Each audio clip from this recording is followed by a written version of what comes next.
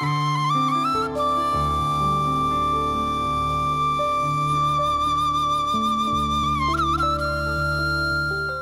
TV நேயர்களுக்கு இனிய காலை வணக்கம்.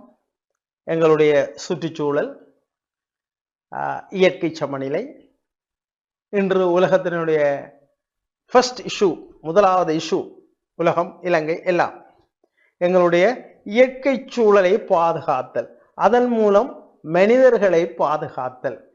இயற்கை சூழலை பாதுகாக்காவிட்டால் அழிந்து விடுவோம். விஞ்ஞானிகள், ஆராய்ச்சியாளர்கள், சூழலியலாளர்கள் இதைத்தான் கூறுகிறார்கள். இந்த வகையிலே இந்த கடந்த வாரம் ஒரு வர்த்தமானி அறிவிக்கப்பட்டது. மன்னார் விடத்தல் தீவில் சிறு கண்டல் தாவரங்கள், பிற்றுமளவு சிறுகண்டல் தாவரங்கள் மன்னாரில் இருக்கின்றன. இப்போ மன்னார் வறட்சியான ஒரு பிரதேசம். அப்போ இந்த சிறுகண்டல் தாவரங்கள் கடற்கரையோரம் இருக்கும், சதுப்பு நிலத்தில் இருக்கும். அதை கடல் நீர் என்றாலும் தாங்கி வளரும், எவ்வளவு வெக்கையும் தாங்கி வளரும். ஆனால் நன்னீரை சேகரித்து வச்சிருக்கும்.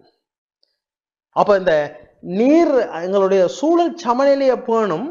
அடுத்தது இல்லை, சூழல் சமநிலையில இன்று மிக முக்கியமாக கொள்ளப்படுறது என்னன்னு சொன்னா, இந்த சூழல் சமநிலையில் அதாவது நன்னீரை சேமிச்சு வைக்கிறதோட ஈரப்பதனம் பாதுகாக்கும். பாருங்க, நாங்கள் சட்டியா வெக்கப்பட்ட இந்த மழைக்கு முதல் ஈரப்பதனம் குறைஞ்சிடுது, தாவரங்கள் இல்லை. அப்ப இந்த ஈரப்பதனம் பாதுகாக்கிறதுல இந்த கண்டல் தாவரங்கள் மிகப்பெரிய செல்வாக்கை செலுத்துகின்றன. ஆக எங்கட பாருங்க, எங்கட வடமானம் முழுக்க கடல் தான். நம்ம கண்டல் தாவரங்களை நிறைய வளர்க்க வேண்டும்.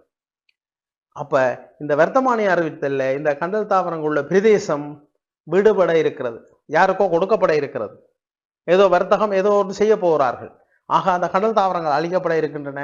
அந்த பிரதேசம், அந்த சூழல் சமநிலை கெட இருக்கின்றது. ஆக இதே சூழலியலாளர்கள், அந்த பிரதேச மக்கள் விழிப்புணர்வு தேவை.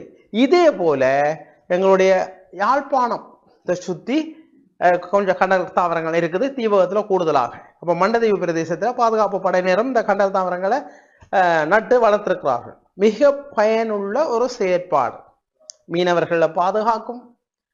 கண்டல் தாவரம் சின்ன தாவரத்துல இருந்து பெரிய மரங்களா வரும். அந்த மரங்களை பிறகு தேவையில்லாத மரங்களை வெட்டி அல்லது அழிந்த மரங்களை வெட்டினா அது மரத்தேவைகளையும் பூர்த்தி ஆகும். இவ்வளவுத்துக்கும் மிகச்சிறந்த பயன்பாடு. அப்ப இப்ப யாழ்ப்பாணத்திலையும் அந்த பிரதேசத்துல கண்டல் தாவரங்களை வச்சுட்டு அதை ஃபாரஸ்ட் டிபார்ட்மெண்ட், அந்த காட்டிலாக்காவினர், அது தங்களுடைய ஏரியா, அதுக்குள்ள மீன் பிடிக்க மீனவர்கள் போகக்கூடாது. அடிப்படை வாழ்வாதாரம் மீனவர்களுக்கு அதுதான். அந்த பிரதேசத்துல தான் அந்த தடை. அப்ப மீனவர்கள் போராடுகிறார்கள். அப்ப இப்ப யோசிக்கிறார்கள். ஆக இதில சூழலியலாளர்களும் அரசியல்வாதிகளும் சமூக செயற்பாட்டாளர்களும் மிக கூடுதலான கவனம் செலுத்த வேண்டும். முதல் சூழல் சமநிலையை பேணுதல், இரண்டாவது மக்களுடைய வாழ்வாதாரம், இந்த மீனவர்களுடைய வாழ்வாதாரம். அப்ப இது ரெண்டிலையும் நாங்கள் ஒரு மிக உயர்ந்த விழிப்புணர்வை ஏற்படுத்த வேண்டும். இந்த கண்டல் தாவரங்களை தொடர்ந்து சமூக செயற்பாட்டாளர்களும், இந்த கடற்கரையோரம் பல நிறுவனங்கள் செயற்படுகின்றன, அரச நிறுவனங்கள், பாடசாலைகள், அந்த கரையோரம் இருக்கின்ற பாடசாலை மாணவர்களும் விழிப்புணர்வை ஏற்படுத்தி கண்டல் தாவரம் இல்லாத பிரதேசத்துல, குறைவா இருக்கிற பிரதேசத்துல கண்டல் தாவரங்களை நாங்கள் வளர்க்க வேண்டும். அது மிக உயர்ந்த இயற்கை சமநிலையை பேணுகின்றது, வெப்ப சமநிலையை சமநிலையாக்குகின்ற தாவரங்கள். அப்ப இந்த கண்டல் தாவரங்கள் தொடர்பாக ஒரு மிகப்பெரிய விழிப்புணர்வு நமது மண்ணுக்கு தேவையாக இருக்கிறது. எங்களுடைய பிரதேசம் மிக கூடுதலாக கடல் சார்ந்த பிரதேசம், அடுத்தது வெப்ப பிரதேசமாக காணப்படுகிறது. அப்ப அடுத்தது மிக முக்கியமான கண்டல் தாவரத்தினுடைய செயற்பாடு கடல் அரிப்பை தடுத்தல். அப்ப கடல் அரிச்சு கொண்டு போகுது, அதை தடுக்கிறது இந்த தாவரங்கள். ஆகவே இதுல மிக உயர்ந்த விழிப்புணர்வை ஏற்படுத்தி எங்களுடைய மண், எங்களுடைய மக்களுடைய தேவைகள், மக்களுடைய பிரச்சனைகளை தீர்ப்பதற்கும் மிக முக்கியமாக சூழல் சமநிலையை பாதுகாத்தல் இதுதான் என்று உலகத்துக்கே நாங்கள் கொடுக்கின்றது. ஒட்சிசன் சமநிலை, சூழல் சமநிலை, காற்றின் வேகம், இது இல்லாத அப்ப கடல்ல இருந்தால் ஒரு சமநிலை வரும், வெப்ப சமநிலை, குளிர் சமநிலை.